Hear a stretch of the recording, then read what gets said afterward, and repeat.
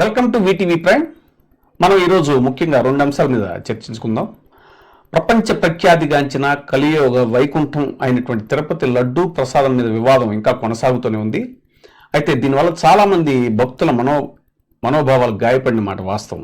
మరి ఇంత అల్లరవుతున్న ఈ నేపథ్యంలో లడ్డూ డిమాండ్ పడిపోయిందా, సందర్శించుకునే భక్తుల సంఖ్య తగ్గిందా, ఈ అంశాల మీద చర్చిద్దాం. మనతో ఉన్నారు సీనియర్ సంపాదకులు, రాజ్యాంగ న్యాయశాస్త్ర పట్టభద్రులు, మాజీ ఆర్టీఐ కమిషనర్ విజయబాబు గారు. సార్, ఈ నేపథ్యంలో లడ్డూ డిమాండ్ తగ్గిందా, సందర్శించుకునే భక్తుల తాకిడి తగ్గిందా, ఎలా చూడాలంటారు? చాలా వెరీ ఇంపార్టెంట్ ఇది. ఎందుకంటే అసలు ఎంతసేపు లడ్డూ ప్రసాదంలో కలితే జరిగింది, అది ఇది, అయ్యో స్వామివారికి అపచారం జరిగిపోయింది, స్వామివారిని, ఇలా రకరకాల చర్చలు వినిపిస్తూ ఉన్నాయి. కానీ ఎవరు మానవ మాతృలు అనేటువంటి వాళ్ళు మనమంతా కూడా చాలా అల్పజీవులు కింద లెక్క అనమాట. అందుకని మనం చేసేటువంటివన్నీ కూడా ఎలా ఉంటాయంటే అవి స్వామివారికి ఏమాత్రం కూడా ఎఫెక్ట్ అవ్వవు. అదే అక్కడ విశ్వాసం ఉన్నటువంటి వాళ్ళకి, ఒక స్వామివారి పట్ల విశ్వాసం ఉన్నటువంటి వాళ్ళకి ఉన్నటువంటి గొప్ప ఇది అదే అనమాట. అందుకనే అసలు ఈ ఇప్పుడు అడిగినటువంటి 2 పాయింట్లు ఇంత అల్లరవుతున్నటువంటి నేపథ్యంలో, అంటే భయభ్రాంతుల్ని చేసేటువంటి విధంగా మామూలు నాన్ వెజిటేరియన్ తినేటువంటి వాళ్ళు కూడా అందులో పందికొవ్వు కలిసింది అది ఇది అనేసరికి జనరల్గానే భయపడిపోతారు. అటువంటిది మరి అలాంటి ప్రసాదాన్ని మనం తీసుకోవాలా అనే దీని మీద ఖచ్చితంగా ప్రసాదం ఎఫెక్ట్ అయ్యేటువంటి ప్రమాదం ఉంటుంది, అదే కనుక నమ్మినట్లయితే. ఎందుకంటే అసలు ప్రపంచవ్యాప్తంగా, దేశవ్యాప్తంగా కూడా కాదు, ప్రపంచవ్యాప్తంగా కూడా పెద్ద అల్లరైపోయిన పరిస్థితి. అదేవిధంగా భక్తుల సంఖ్య కూడా ఈ గందరగోళ పరిస్థితుల్లో తగ్గాల్సినటువంటి అవసరం కూడా ఉంటుంది. అయితే ఇక్కడ ఒక ఆశ్చర్యకరమైనది ఏంటంటే, మనకు ఒక మంచి సామెత ఒకటి ఉంది, ఉరుమి మంగళం మీద పడినట్లు అని మన పల్లె ప్రాంతాల్లో చాలామంది తరచు వాడేటువంటి సామెత ఇది.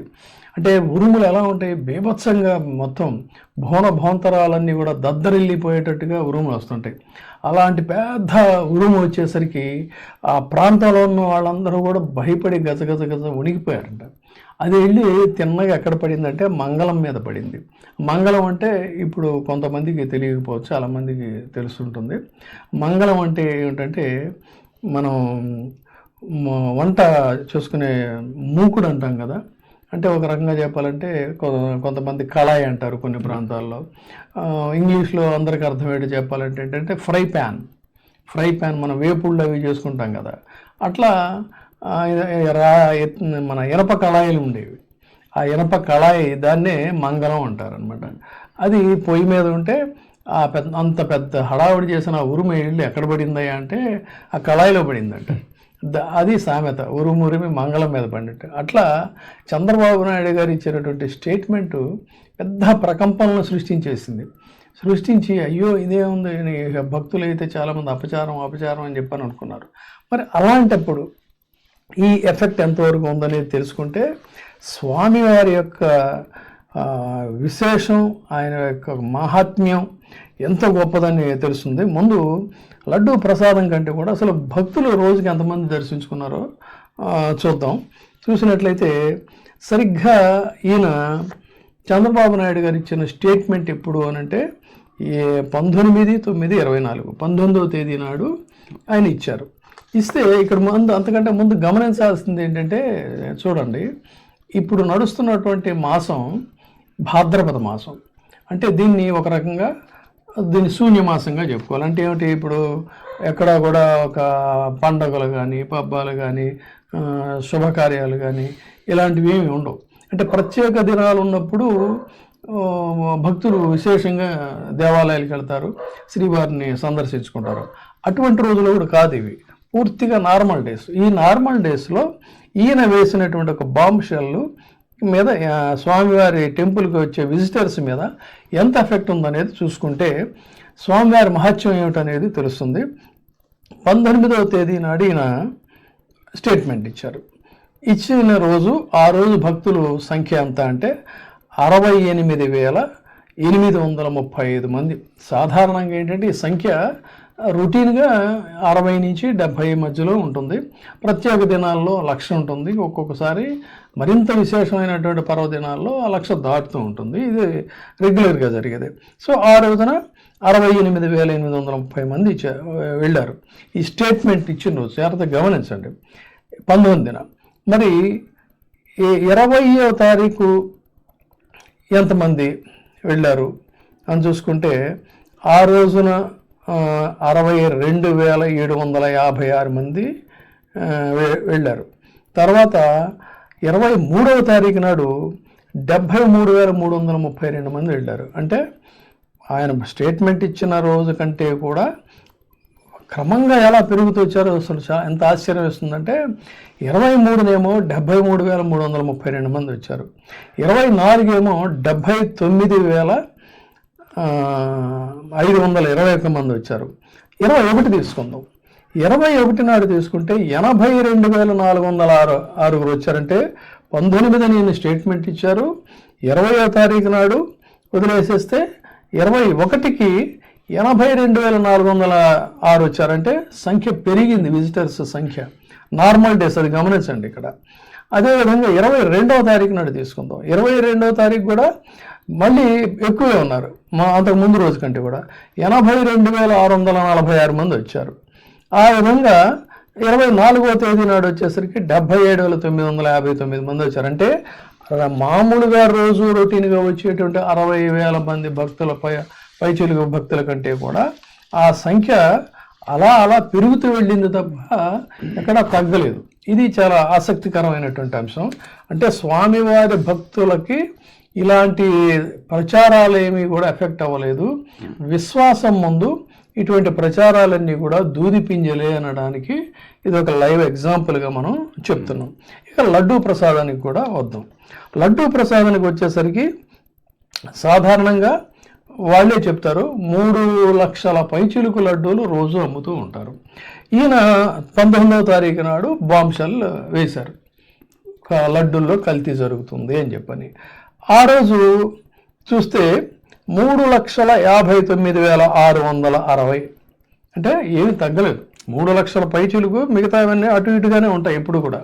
ఆ ఫ్లోటింగ్ని బట్టిను వీక్ డేస్ ఉంటాయి కదా, సందర్శన ఆ రోజులను బట్టి వీకెండ్స్ ఒక రకంగాను అట్లా ఇంచుమించు ఉంటాయి. కానీ స్ట్రాంగ్ ఫిగర్, రౌండ్ ఫిగర్ చూసుకోవాల్సింది ఏంటంటే 3 lakhs ప్లస్గా తీసుకోవాలి. ఈ 3 lakhs ప్లస్ తీసుకున్నప్పుడు 3,59,660 వెళ్ళాయి. అదేవిధంగా 20వ తారీఖు నాడు కూడా 3,13,954 అంటే ఏమి ఎక్కడా కూడా 3 లక్షలకి డౌన్ అయితే అవ్వలేదు. అదేవిధంగా 21 నాడు తీసుకుంటే 3,67,607 లడ్డూలు అమ్ముడిపోయాయి. అంటే అక్కడ కూడా 3 లక్షలకి 67,000 పైకి వెళ్ళిందే తప్ప తగ్గలేదు. 22వ తారీఖు నాడు కూడా 3,46,640.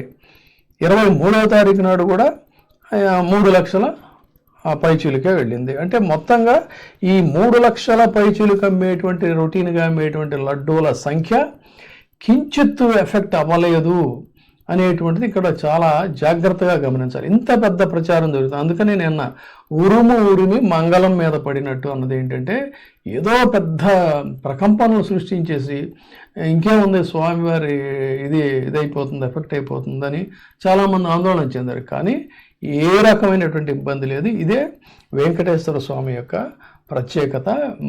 భక్తుల యొక్క విశ్వాసం ముందు ఇలాంటివన్నీ కూడా దిగదూడిపే దూది పింజలే అనేటువంటిది మనం దీన్ని అర్థం చేసుకోవచ్చు. అది ఇక్కడ దీని తర్వాత అన్యమతస్థులు స్వామివారిని దర్శించుకోవాలి అంటే డిక్లరేషన్ ఇవ్వాలి అని కోరడం ఒక సాంప్రదాయంగా ఉంది. జగన్ గారు డిక్లరేషన్ ఇవ్వాలి అని పురంధరేశ్వరి గారు, టీడీపీ నేతలు డిమాండ్ చేయడం ఎంతవరకు సమంజసం? అసలు నిజానికి దానికంటే కొంచెం ముందు మనం మాట్లాడుకోవాల్సింది ఏంటంటే హిందూ మతంలో ఉన్నటువంటి ఒక గొప్ప లక్షణం ఏమిటంటే ఈ మతాన్ని అర్థం చేసుకోగలిగితే ప్రపంచంలోనే ఒక గొప్ప మతం ఏది అంటే హిందూ మతంగా చెప్పాలి. ఇది అంటే ఇతర మతాలను మనం ఇది చేయటం కాదు. ఈ మతం ఏంటంటే ప్రకృతిని ఆరాధించేటువంటి మతం, ఇతర ప్రాణులందరినీ కూడా సమానంగా చూడాలని ప్రబోధించేటువంటి మతం, సాటి వారిని నీ మనుషులుగా నువ్వు చూసుకోవాలని చెప్పేటువంటి మతం. కాబట్టి ఇది కానీ దురదృష్టవశాత్తు ఏంటంటే ఇది ఇందులో ఉన్నటువంటి కుల వ్యవస్థ ఇలాంటివి రకరకాలైనటువంటి తదనంతర కాలంలో వచ్చినటువంటి రకరకాల వైక్లభ్యాల వల్ల ఈ మతం అనేటువంటిది చిన్నాభిన్నం అయిపోయి రకరకాలుగా ఇదైపోయిన పరిస్థితి. మీకు నిజానికి బిఆర్ అంబేద్కర్ లాంటి వారు కూడా ఆయన ఇలా ఇటువంటి గొప్ప గొప్ప మేధావులందరూ కూడా ఈ అగ్రకుల దురహంకారానికి బాగా వాళ్ళు ఎంతో మానసికంగా చితికిపోయారు, ఛిద్రం అయిపోయారు అనమాట. తర్వాత వాళ్ళు కూడా తీసుకొని వాళ్ళ నిర్ణయాలు తీసుకుని అది వేరే. కానీ ఎందుకు ఈ మతంలో ఇన్ని రకాలు ఇది వచ్చినాయి అంటే కుల దురహంకారం, కుల వ్యవస్థ. కానీ దీన్ని ఇదంతా కూడా మళ్ళీ రీఆర్గనైజ్ చేయడానికి అప్పుడు ఏమైందంటే మొత్తం వీళ్ళంతా ఈ రకరకాలుగా వీళ్ళు కొట్టుకొని విడిపోయి అన్ని రకాలుగా ఇదవుతున్నప్పుడు ఏంటంటే ఈ మతాన్ని మళ్ళీ రీఆర్గనైజ్ చేయడం కోసం సాక్షాత్తు విశ్వసించేవారు ఏంటంటే జగద్గురు ఆదిశంకరాచార్యులు సాక్షాత్తు ఆ పరమశివుడే ఆ రూపంలో ఇక్కడికి వచ్చాడు, వచ్చి మళ్ళీ దీన్నంతా కూడా ఆయన సెట్ చేశాడని చెప్పి అంటారు. స్వామివారికి అత్యంత ఇదైనటువంటి ఎవరు? అన్నమయ్య అనగానే అసలు స్వామివారి ప్రబోధాలను వాటన్నిటిని కూడా ఇంత విస్తృతంగా చేసి తెలుగు భాషని పరిపుష్టం చేసి తెలుగులో ఉన్నటువంటి గొప్పతనాన్ని ఆ భక్తి రసాన్ని రెండింటిని కూడా మిళాయించి కీర్తనలు ఆలపించినటువంటి గొప్ప వ్యక్తి ఎవరంటే అన్నమయ్య. నేను చాలా కీన్గా స్టడీ చేశాను. ఇది ఏంటంటే అన్నమయ్య మీద కూడా శంకరాచార్యుల వారి యొక్క ప్రభావం చాలా గొప్పగా ఉంది. ఆయన అన్నమయ్య శంకరాచార్యుల వారి యొక్క ఫిలాసఫీని ఆయన బాగా వంట పట్టించుకొని చక్కని తెలుగులో తనదైనటువంటి దీంట్లో ఆయన చేసినటువంటివి కొన్ని ఉన్నాయి. దాంట్లో ఆయన చెప్తాడు బ్రహ్మం ఒకటే పరబ్రహ్మం ఒకటే, బాగా పాపులర్ కీర్తన కదా ఇది, పరబ్రహ్మం ఒకటే అని చెప్పని ఆ ఫోక్లోర్లో ఆయన చెప్పేటువంటిది. దాంట్లో ఆయన చెప్తాడు ఏమని, నిండార రాజు నిద్రించు నిద్రయునొకటే, అంటనే బంటు నిద్ర అదియునొకటే, మిండైన బ్రాహ్మణుడు మెట్టు భూమి ఒకటే, చండాలుడు ఉండేటి సరిభూమి ఒకటే, కడగి ఏనుగు మీద కాయు ఎండొకటే, పొడమి శునకము మీద పొలయు ఎండ ఒకటే అని చెప్తాడు ఆయన. అంటే పొడమి శునకం మీద బలయు ఎండ కూడా ఒకటే, కడుపుణ్యులను పాప కర్మలను సరిగావా, జడియు వెంకటేశ్వరుని నామం ఒక్కటే అని చెప్తాడు. అంటే ఇది పూర్తిగా శంకరాచార్యుల వారు చెప్పిన మనీషా పంచకానికి దీనికి చాలా పోలికలు ఉంటాయన్నమాట.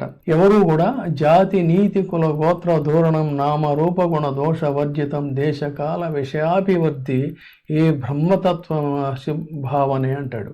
అందుకని మనిషి ఎవరైనా ఒకటే. ఈ కులాలు మతాలు ఇవన్నీ కూడా మనం సృష్టించుకున్నటువంటివి, మనిషి సృష్టించుకున్నవి. దాన్ని నరాల్లో కూడా ఒక దురహంకారంగా దాన్ని ఇది చేసుకొని చేసినటువంటి పరిస్థితే ఈ హిందూ మతం యొక్క వైభవం పడిపోవడానికి అని ప్రధాన కారణం అని చెప్పాలి. కాబట్టి ఇవాళ ఆ హిందూ మతాన్ని ఉద్ధరించాలనుకునేటువంటి వాళ్ళకు ఉండాల్సింది ఏంటంటే టాలరెన్సు, యాక్సెప్టెన్సు. ఆ టాలరెన్స్, యాక్సెప్టెన్స్ లేకుండా కేవలం రాజకీయ స్వార్థం కోసం సాక్షాత్తు ఈ రాష్ట్రానికి ముఖ్యమంత్రిగా పనిచేసి ఆయన పాదయాత్రకు వెళ్ళడానికి ముందు స్వామివారిని దర్శించుకున్నాడు. పాదయాత్ర గెలిచిన తర్వాత ప్రమాణ స్వీకారం చేయడానికి ముందు కూడా వెళ్ళి స్వామివారిని దర్శించుకున్నాడు. స్వామివారికి వివిధ సందర్భాల్లో పట్టు వస్త్రాలు సమర్పించడం కానీ, స్వామిని దర్శించుకోవడం కానీ, ఇంత చేసిన వ్యక్తిని కేవలం మానసికంగా ఛిద్రం చేయడానికి కాకపోతే ఆయన తిరుపతికి వెళ్తానికి అనగానే డిక్లరేషన్ ఇవ్వాలి అని చెప్పాను. అసలు ఏమిటి డిక్లరేషను, ఎప్పుడు వచ్చింది ఈ డిక్లరేషను, ఎవరు సృష్టించారు ఈ డిక్లరేషను? మనం పెట్టుకున్నటువంటిది. నిజానికి స్వామివారి గుడికి వచ్చేటువంటి సందర్శకుల సంఖ్య కనుక చూసుకుంటే రోజు కింద మనం చూసాం 60,000 నుంచి 70,000 మంది వస్తారు. ఇందులో స్వామివారి యొక్క వైశిష్ట్యాన్ని తెలుసుకొని ప్రపంచం నుంచి నలుమూలల నుంచి కూడా లేదా దేశంలో నుంచి వివిధ మతస్థులు దాదాపు ఇందులో 5,000 మంది, రోజు వచ్చే 70,000 మందిలో కనీసం 5,000 మంది అన్య మతస్థులు ఉంటారు అనేటువంటిది ఒక అంచనా. మరి వాళ్ళందరినీ కూడా ఆపేసేసి నువ్వు ఒక వాళ్ళని అంటే న్యూనతాభావానికి గురి అయ్యేటువంటి విధంగా చేయడం అనేది ఎంతవరకు కరెక్టు? తర్వాత డిక్లరేషన్ అనేది ఎవరు స్వామివారు చెప్పారా, భగవంతుడు చెప్పాడా? కాదు. 1990లో జీవో నెంబర్ 311 ద్వారా ప్రవేశపెట్టారు. దాన్ని మళ్ళీ ఏదో కొంతమంది అన్య మతస్థులు వచ్చి ఉద్యోగాల్లో చేరుతున్నారు అది ఇది అన్నప్పుడు దానికి వాళ్ళని వేరే చోటకి ట్రాన్స్ఫర్ చేస్తారు, ఇదంతా బయటకు వచ్చాక. కానీ ఇట్లా వాళ్ళని న్యూనతకు గురి చేయడం అనేటువంటిది అయితే కరెక్ట్ కాదు. గతంలో విదేశీయులు వచ్చినప్పుడు ఈ విధానాన్ని అప్పుడేదో చేశారు, దాన్ని కొంత ఇదైంది. కానీ ఇక్కడ పాలకులు ఇక్కడ వ్యవహారాలు చూసేటువంటి వాళ్ళని అబ్జెక్ట్ చేయటం అంటే కేవలం రాజకీయం చేయడానికి. ఇదే రాజకీయం సోనియా గాంధీ వచ్చినప్పుడు చేశారు, రాహుల్ గాంధీ ఉన్నప్పుడు చేశారు, తర్వాత రకరకాల సందర్భాల్లో కూడా చేశారు. కానీ ఈ రాష్ట్రానికి ముఖ్యమంత్రిగా చేసినటువంటి ఎన్ జనార్దన్ రెడ్డి గారు కానీ, సోనియా గాంధీ గారి విషయంలో కూడా వివాదం అయింది. కానీ సోనియా గాంధీ గారు కానీ, వైఎస్ రాజశేఖర రెడ్డి గారు కానీ, జగన్మోహన్ రెడ్డి గారు కానీ ఈ సంతకాలు పెట్టడాలు ఇలాంటివి ఏం చేయలేదు. తరచూ వాళ్ళు అనేక సార్లు వెళ్ళారు, అలాగే వెళుతున్నప్పుడు ఇప్పుడు కేవలం రాజకీయం చేయడానికి ఆయన్ని న్యూనతపరచడానికి కాకపోతే పురంధేశ్వరి గారు డిక్లరేషన్ ఇవ్వాలని చెప్పడం ఏంటండి? ఇది ఎంతవరకు ఇందులో ఔచిత్యం ఉందనేటువంటిది ఆలోచించాలి. 2012లో మళ్ళీ అప్పుడు ఉన్నటువంటి యాత్రికుల ఇన్ఛార్జిగా ఉన్నటువంటి కెఎస్ శ్రీనివాసరాజు జూలై 26, 2012లో దీన్ని మళ్ళీ డిక్లరేషన్ ఇవ్వాలనేటువంటి దాన్ని ప్రవేశపెట్టారు. కానీ ఇక్కడ గమనించాల్సింది ఏంటి అంటే ఇటువంటి సంకుచిత భావాలు, కుల అహంకార భావాలు, వీటి వల్లే హిందూ మతం అనేటువంటిది భ్రష్టు పట్టిపోయింది.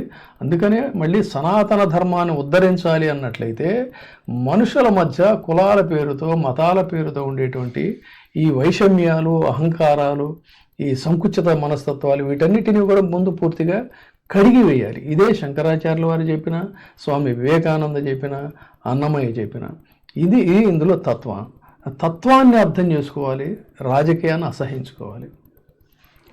చాలా ఈ స్పిరిట్ ఏదైతే ఉందో సర్వమానవ సమానత్వం అనేటువంటి ఈ స్పిరిట్ని, మన సనాతన ధర్మంలోని స్పిరిట్ని తప్పకుండా ఈ వివాదంలో ఆ స్పిరిట్ ముందుకు రావాలని నిజాలు నిగ్గు తేలాలని ఆశిద్దాం. Thank you.